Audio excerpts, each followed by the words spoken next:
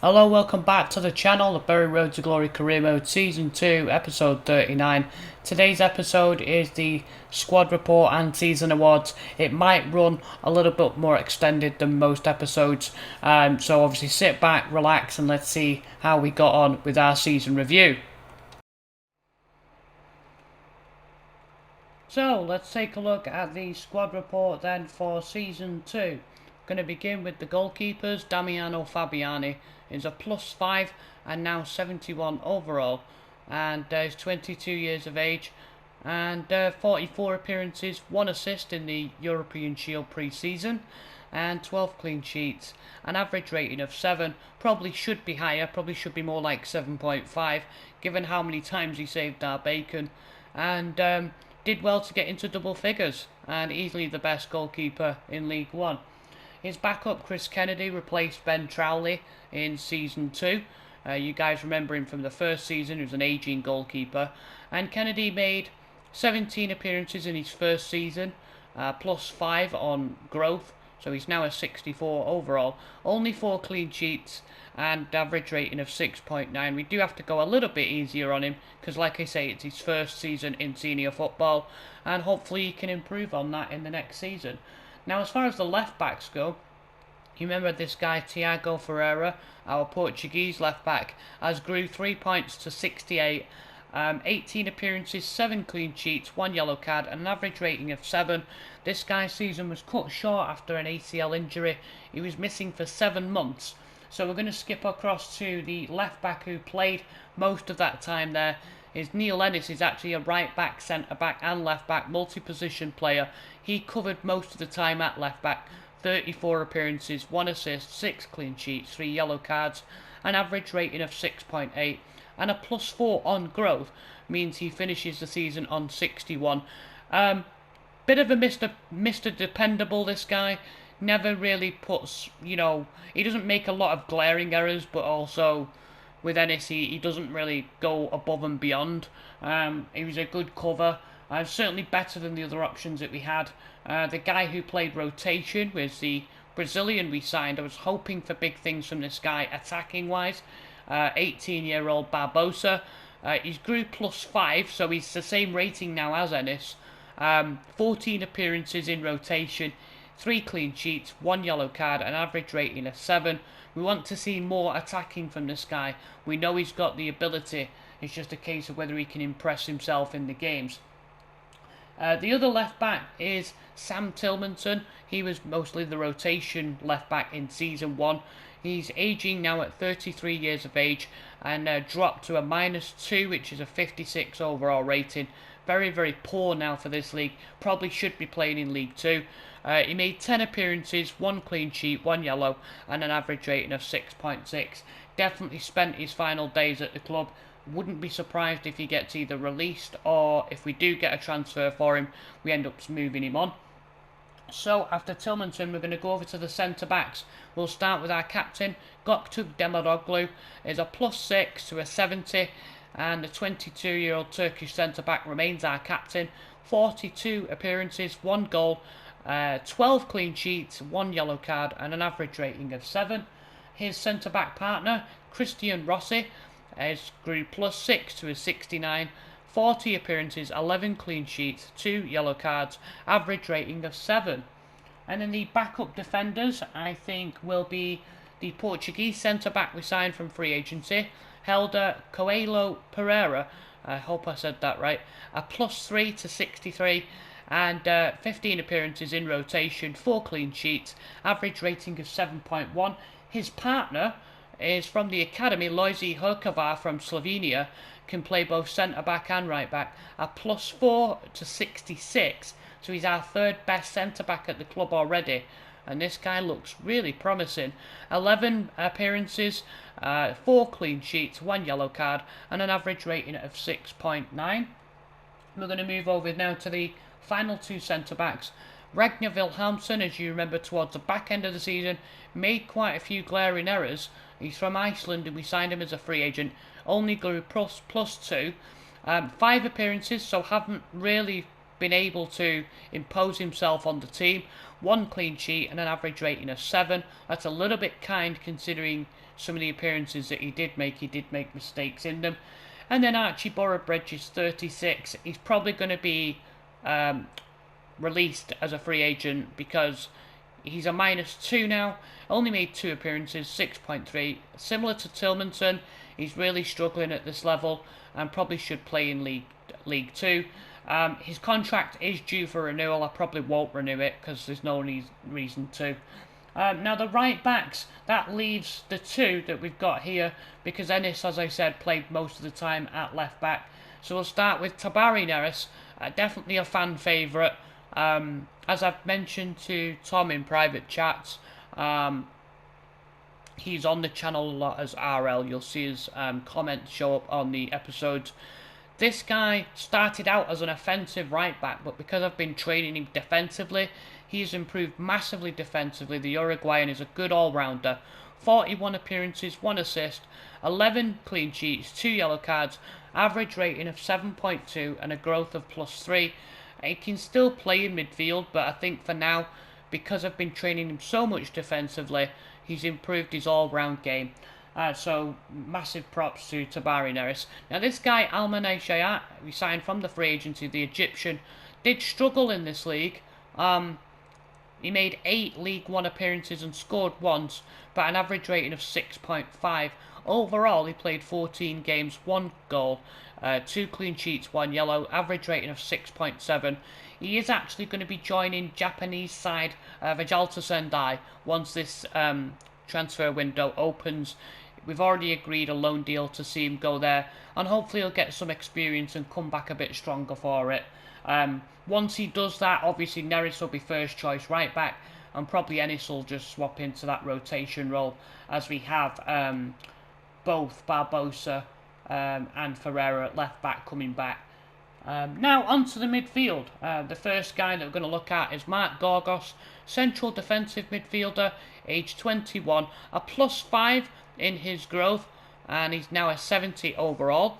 And he's made 39 appearances, 3 goals, 4 assists, 10 clean sheets, 2 yellow cards, 1 red card unfortunately, and his average rating is 7.3.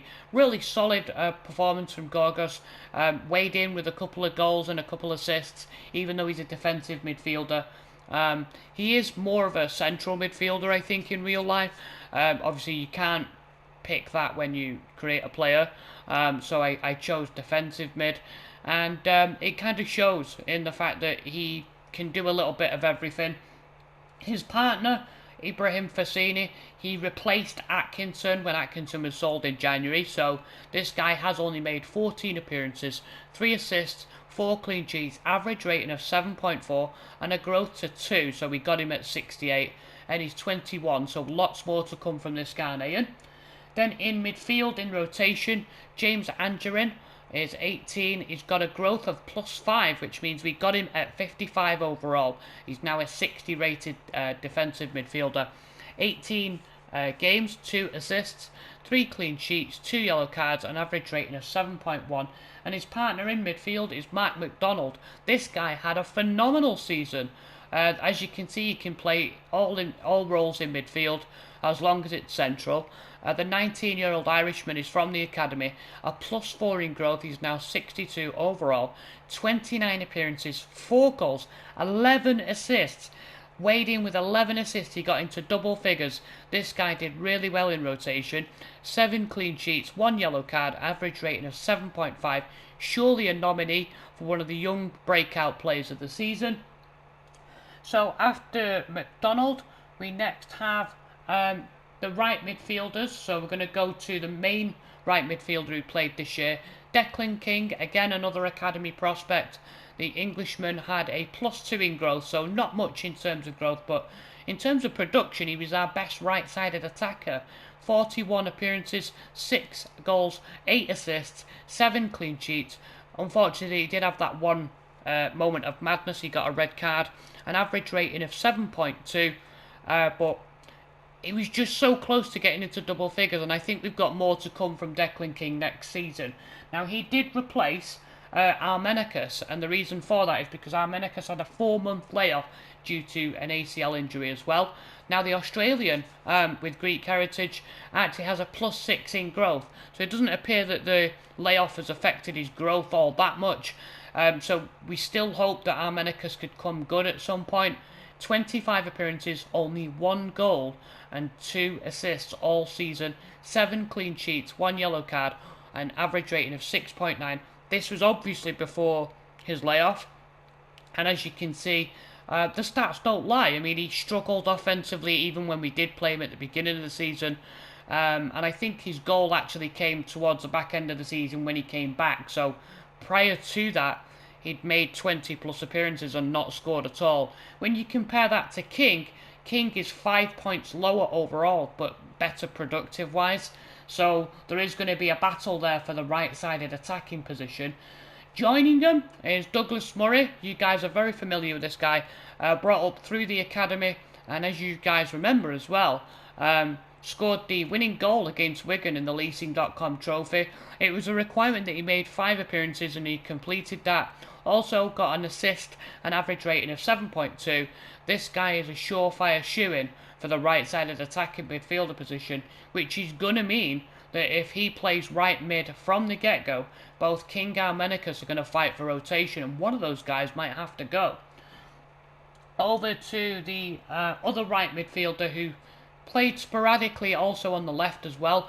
The Bolivian Francisco Perez was signed in the first season, so this is his 2nd season in rotation. He has grew +4 to 61 and has 17 appearances, 3 goals, 1 assist, 5 clean sheets, an average rating of 7. He is actually a striker but can play on right mid, right wing, so we've been playing him mostly in that position and training him in crossing as well. He is only 5'5", so strength is not one of his finer points. But as you guys remember, he does have a little bit of impact every now and then. Obviously just a sporadic player, and hopefully get some more output from him next season. Onto the left wing, we're going to start with our main man, and that is Emmanuel Emenike. +5 in growth to 70, and as you can see, phenomenal output. He had a slow start, and we were worried that he was going to fall the same way as Emenike, but he brought it back. He got 11 goals, 5 assists, 12 clean sheets, an average rating of 7.3. We were hoping for both double figures in both goals and assists, but, you know, again, because he started so slowly, I was amazed to actually get him up to 8 goals just in the League One. So we did struggle from the wide positions. The next guy in left wing would be Tommy Paulson, and this is another guy who flatters to deceive, scores amazing goals and then just does nothing for about 10 or 15 games. 29 appearances, 4 goals, no assists, so he obviously doesn't create, 3 clean sheets, an average rating of 6.7, and a +4 in growth to 64. He can also play as a striker as well, but it's very rare we use him there. The other guy is our academy prospect, Oliver Lee, +2 to 61, 21 appearances, 2 goals, 1 assist, 3 clean sheets, 1 yellow card, average rating of 6.9. Could actually replace Paulson in rotation. There isn't a lot of difference between them both, to be honest. And let's just see, the next one is Spassov. So we're going to move over to the cams now. Dimitar Spassov, if you guys remember, 37 appearances, 12 goals, 5 assists, 10 clean sheets, average rating of 7.4, and a growth of +3 to 64. The Bulgarian, I'm surprised, didn't actually get into double figures in terms of assists. He made 30 League One appearances and only got 5 assists all season. A little bit of a blow to us, really, because we were hoping for more from him. With the arrival of this next man, Kader Benabia, this was our other academy prospect who came through along with Murray. As a requirement, we had to play him in 5 games. He made 5 appearances, 2 goals, 1 assist, average rating of 7.5, a +6 growth to 70. This guy is going to nail the cam spot next year, probably play behind Fitzpatrick as the forward. So Spassov again will be playing rotation. He's going to have to pick it up, otherwise he might end up being on the transfer list. I know you guys love Spassov, but he's really got to do better in a creative role. We expect more from him, especially when he's making 30 plus appearances. This guy Benabia is the real deal, and I know that you guys might have some doubts, but trust me on this guy is going to be a star. The next one, Pedersen, again a rotation cam, came in sometimes as a sub for Spassov, +4 in growth to 59. The Norwegian is 19, 15 appearances, 2 goals, and an average rating of 6.4. More to come from this guy, definitely. And then we'll move to Fitzpatrick, who was our main forward this year. As you can see, he can play both cam and centre forward. A +5 to 68, 40 appearances, 17 goals, 14 assists, 7 clean sheets, 1 yellow card, average rating of 7.6. This guy, for me, I think is player of the season. I'm just going to come out and say it. We had a lot of pressure on our forward line because Moonbagner was sold, and I think this guy really stepped up and led the line for Bury. We didn't know coming into it who was going to be the striker, and obviously we did lead initially with Spassov and Szoboszlai, but this guy really took the bull by the horns and led the team. If you guys have got any input on that whatsoever, and you think somebody else should be player of the season, then by all means chip in with your comments below and let me know. The next guy is Shaw. So Harrison Shaw had a great first season in the team. As you can see, a multi-position player up front, a +3 in his growth to 62. More to come from this guy, and I think he's capable of getting into double figures next season. 20 appearances in rotation, 6 goals, 6 assists, 2 clean sheets, and an average rating of 7.2. And then finally we're going to go to Szoboszlai. 35 appearances from the Hungarian, very close to Fitzpatrick in terms of his output. 13 goals, 9 assists, 13 clean sheets, 2 yellow cards, average rating of 7.5, and a +4 growth to 61. I think he's a close second, but I think because he got that 2-month injury, had he played those other 2 months, he might have got a few more goals and a few more assists. He is a creative forward. Strength isn't his strong point, but he is a decent finisher. But I just think he's a little bit, just a fraction behind Fitzpatrick.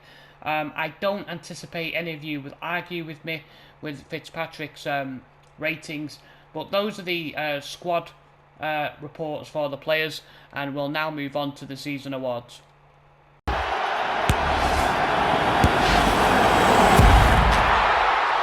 I want you guys to tell me, out of these 10 goals, which is the best goal of the season. Let me know in the comments.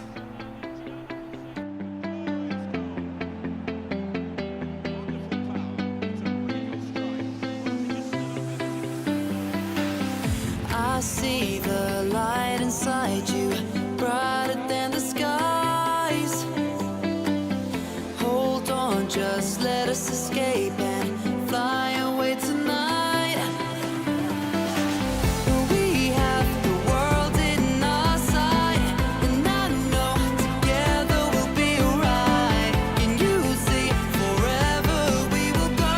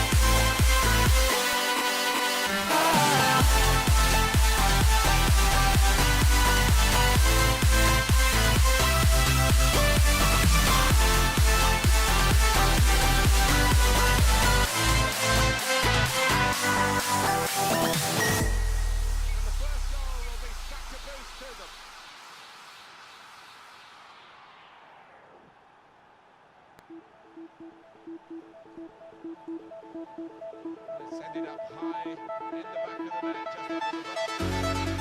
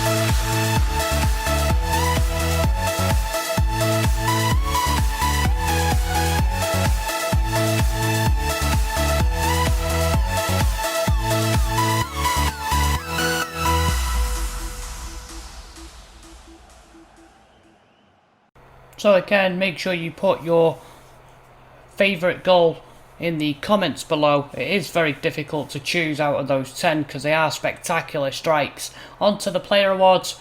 We're going to go with Fitzpatrick as the player of the season. You guys can let me know in the comments what you think of that. Leading scorer, Fitzpatrick, he gets that award, and he also gets the leading playmaker as well, so it's a hat-trick of awards for Fitzpatrick. As far as the young player of the season, I'm going to give this to his compatriot, Mark McDonald, who in the rotation got 11 assists and 29 appearances as well.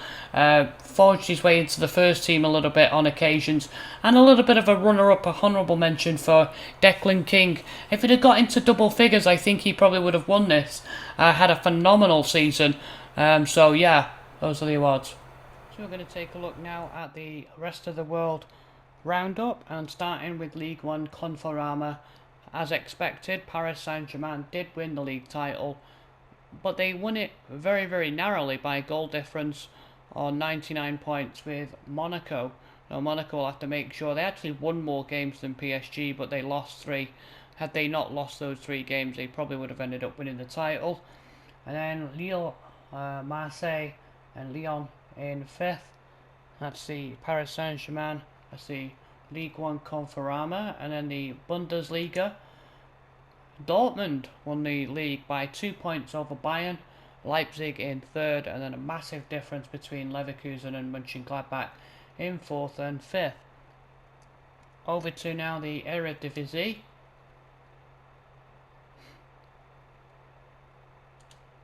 And the winners, Ajax, didn't lose a single game all year. A country mile separating themselves, and PSV was 2nd, AZ in 3rd, and Feyenoord in 4th. Over now to the Serie A, and the winners, Juventus by 3 points over Inter 2nd, Napoli 3rd, Lazio 4th, Roma 5th, Milan 6th. And Scottish Prem, I'll look at who finished top in that one. Celtic won the league, 31 wins from 33, only lost twice. A big 10-point gap over them and Rangers, Aberdeen, then Hearts, then Hibernian. That's the Scottish Prem. And now the La Liga.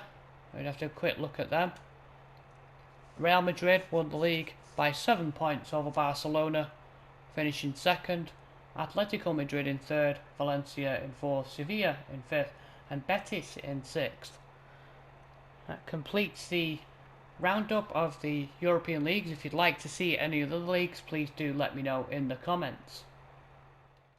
Okay guys, that's the end of episode 39. Just a quick FYI, if the audio did change during this episode, it's because some of the screens were actually taken and captured directly from the game, and the audio does go a little bit lower when you're recording directly through FIFA in order for me to show you the stats and everything else.